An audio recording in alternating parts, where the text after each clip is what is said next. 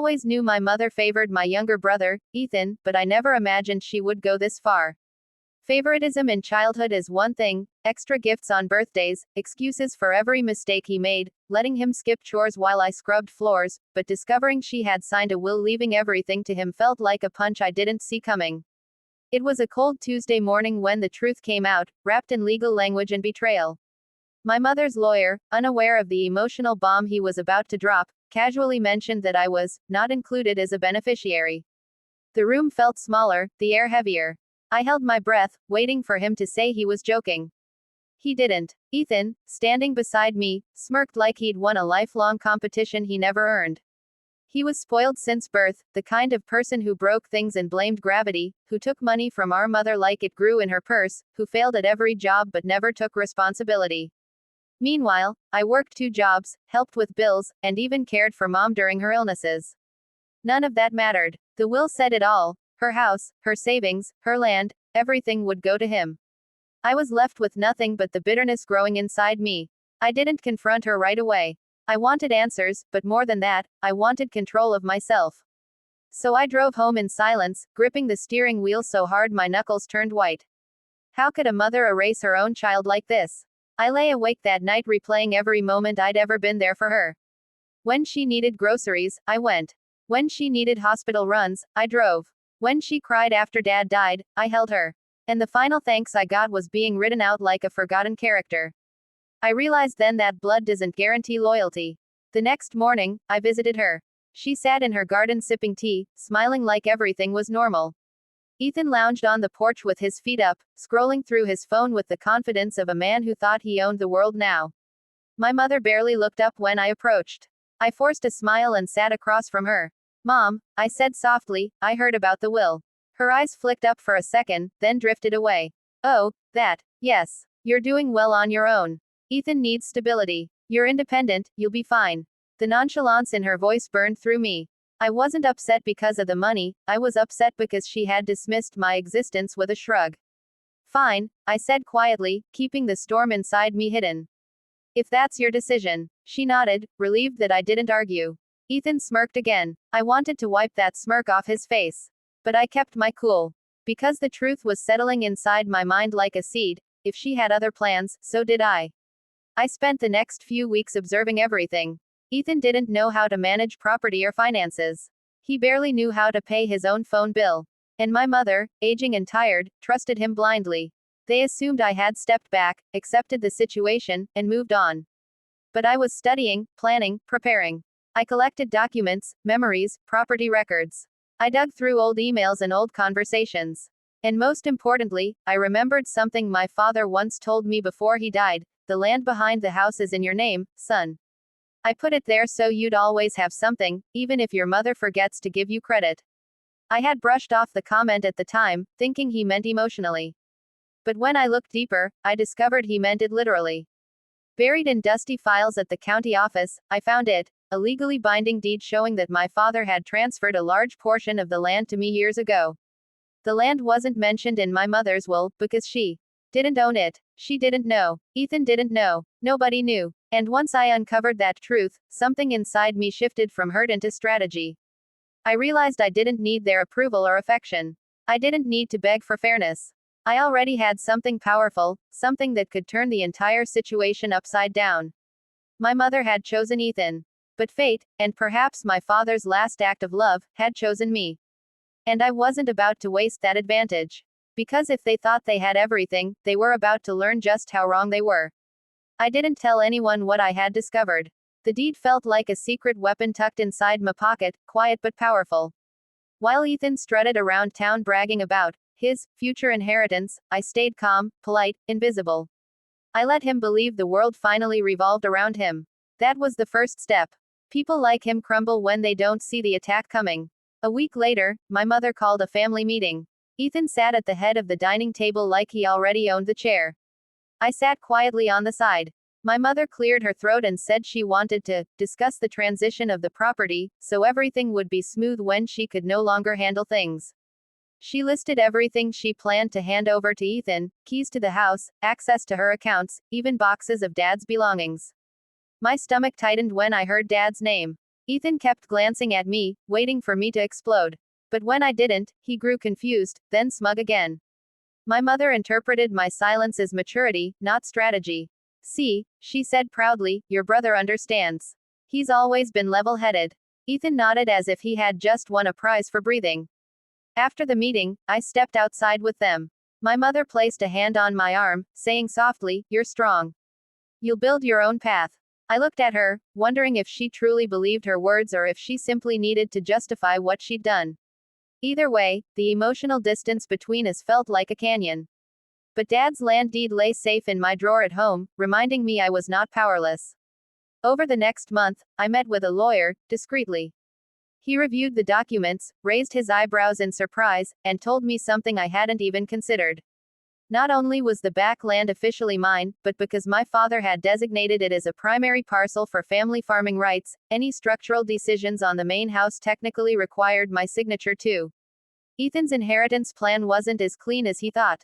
Do you realize, the lawyer said, leaning back in his chair, that your mother's will cannot override rights tied to this land parcel? If the house sits partially on or relies on this property access, you can block any transfer or sale. For the first time since learning about the will, I felt something like hope. Not because I wanted revenge for the sake of revenge, but because I deserved fairness, and they had denied me that. I left the lawyer's office with clarity. I wouldn't beg to be included. I would take back what was already mine and make them face the truth they ignored. Ethan's life soon began showing cracks. He boasted so loudly about the inheritance that he attracted attention, especially from lenders he owed money to. He borrowed constantly, promising everyone he'd pay them back when the paperwork finalized. But months passed and nothing finalized, because I silently blocked the initial transfer review by filing a land ownership acknowledgement. It legally required everything to pause.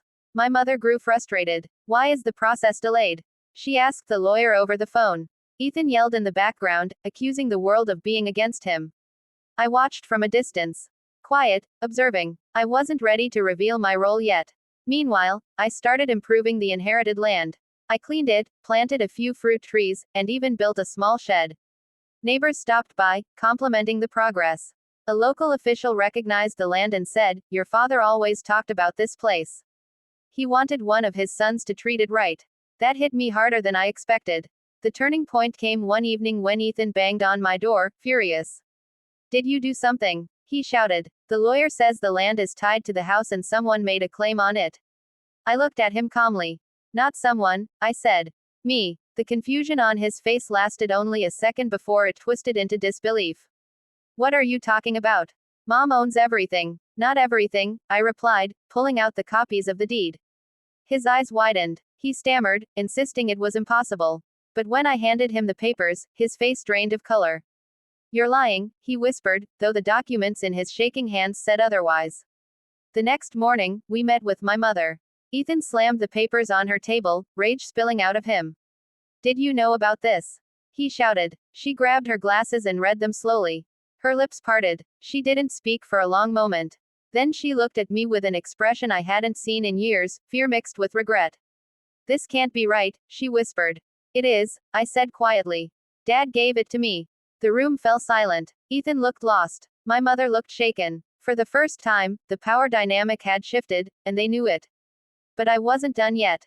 Ethan sat at the table in shock, the deed trembling in his hands as if it were a verdict he never expected. My mother looked between us, her voice unsteady as she said, why didn't your father tell me about this? But the truth was obvious. Dad had known her favoritism, her blind devotion to Ethan, and he had quietly chosen to protect at least one of his children from being erased. For years I thought Dad didn't notice how she treated us differently.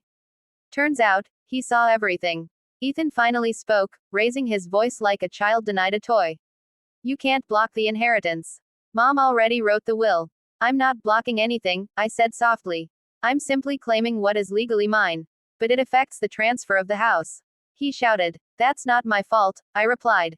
Dad tied this land to the property. All I did was sign my name where he asked me to. My mother swallowed hard. Her confidence, built on years of believing she controlled everything, cracked. Please, she said finally, don't ruin the family over this. We can work something out. Work something out, I repeated. Like how you worked me out of the will. Her face flushed. I didn't mean to hurt you. Ethan needed stability. He needed. I cut in. Or you needed to protect your golden child from responsibility. Ethan leapt up, slamming both hands on the table. You're doing this on purpose. You always hated that mom trusted me more. No, I said calmly. I hated that you expected everything without earning anything. The silence hung heavy. For the first time in his life, Ethan realized entitlement wouldn't save him this time. He didn't have mom's signature to hide behind. He didn't have dad's sympathy to rely on. All he had was a mess he created by assuming he'd inherit everything. Later that week, the lawyer scheduled a meeting with all of us. The conference room was tense when he explained the situation in simple, unemotional words. Dad's deed granted me unique rights that could not be overridden. Without my approval, the house could not transfer solely to Ethan. Any attempt to sell or mortgage it would legally require my participation. My mother's will was now essentially useless unless I agreed to honor it. Ethan exploded at the lawyer. This is insane. He's ruining everything. No, the lawyer responded calmly. Your father made this decision, not your brother. My mother looked small. Her shoulders hunched inward as if she were shrinking. For the first time, she wasn't in control. After the meeting, she asked me to walk with her. We sat on a bench outside the building, the wind cold but the silence colder. Finally, she said, I may have made mistakes. But I never wanted you to feel unloved. You didn't have to say it, I replied quietly. You showed it every day. Her eyes glistened with the realization she had avoided for years. But I wasn't here for guilt or tears. I was here because Dad trusted me with something important, and I wasn't going to let that trust be manipulated again. That night, Ethan came over, this time not angry, but desperate. Just sign off on it, he begged. Mom's health isn't good. I'm under too much pressure. Please, just fix it. All my life, I had watched him get everything handed to him simply because he asked loudly enough. Now he didn't have a mother's protection. Now he needed mine. No, I said firmly. I'm keeping the land. And I'm claiming my share of the house. If Mom wants to adjust her will to be fair, I'll cooperate. If not, the process stays frozen. His mouth opened, then closed. He realized he had no leverage. No shortcuts. No guaranteed path. For once, I had the power he took for granted.